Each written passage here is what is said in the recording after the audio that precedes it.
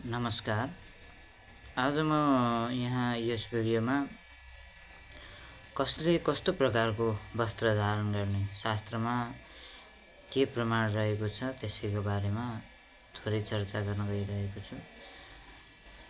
आचार मयूखमा स्नान प्रकरण अन्तर्गत भृगु ऋषिको एउटा वचन यहाँ उल्लेख गरिएको छ, जसमा लेखिएको छ, ब्राह्मणस्य शीतं वस्त्रं नृपते रक्तमूलवर्णं पीतं वैश्यस्य शूद्रस्य नीलं मलवदिष्यते।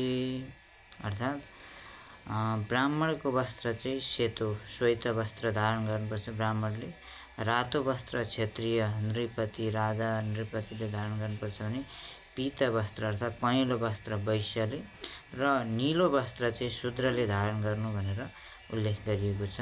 त्यसैले शास्त्रीय प्रमाण अनुसार आफ्नो वर्ण अनुसारको वस्त्र धारण गर्नुपर्छ भनेर पनि शास्त्रमा उल्लेख गरिएको प्रमाणहरू प्रशस्त रूपमा भेट्न सकिन्छन्। हस्, धन्यवाद।